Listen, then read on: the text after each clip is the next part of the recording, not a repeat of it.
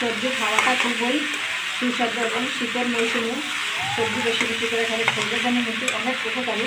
তা আজকে আমি বিভিন্ন সবজি দিয়ে আজকে আমি একটা ভিন্ন স্বাদের ভাজি করে আপনাদেরকে দেখাবো। আপনারা আমার ফুল ভিডিওটা দেখুন যে আমি কীভাবে রান্না করে আপনাদেরকে দেখাচ্ছি। বিসমিল্লাহির রহমানির রহিম, সীমাস কিচেনপুর। আমি আজকে আপনাদের কাছে রেসিপি নিয়ে আসছি। বিভিন্ন সবজি নিয়ে আপনাদের কাছে আজকে আমি হাজির আছি। এখানে আমি একটা মাঝারি সাইজের একটা ফুলকপি নিয়েছি, নিচে একটা বড় সাইজের একটা মূলা, আর নিচে আমি মূলার ডাটা নিচে, কাঁচা টমেটো, নিচে আমি আলু। এই যে শীতের সময় একটা মৌসুমী দিন, সবজিগুলো খাওয়াটা মানে স্বাস্থ্যের জন্য খুবই উপকারী।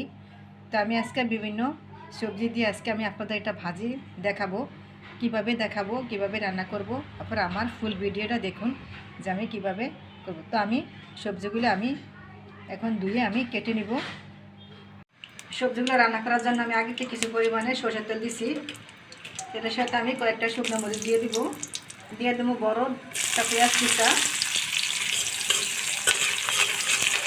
তো পেঁয়াজটা আমার একটু ভাজা হয়েছে, এখন আমি দিয়ে দেবো এক চামচ দিব আমি হলুদ গুঁড়া, স্বাদ মতন দিব আমি লবণ, দিব আমি কয়েক পিস কাঁচামরিচ কুচা।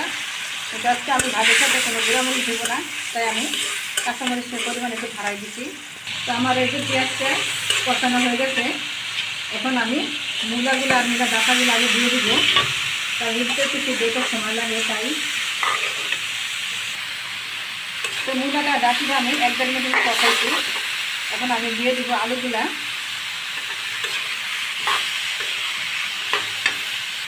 তো আরও আমি 1 মিনিটের মতন কষাইছি। এখন আমি দিয়ে দিব ফুলকপিগুলা।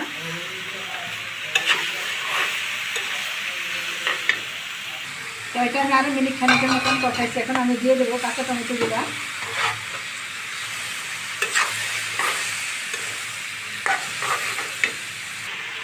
তো দেখলাম তো ভাজিটা একদমই সহজভাবে, এই যে ফুলকপি আলাদা রয়েছে, মূলা আলাদা, আলু আলাদা, সব কিছু আলাদা রয়েছে। তো আমার সবজিটা হয়ে গেছে।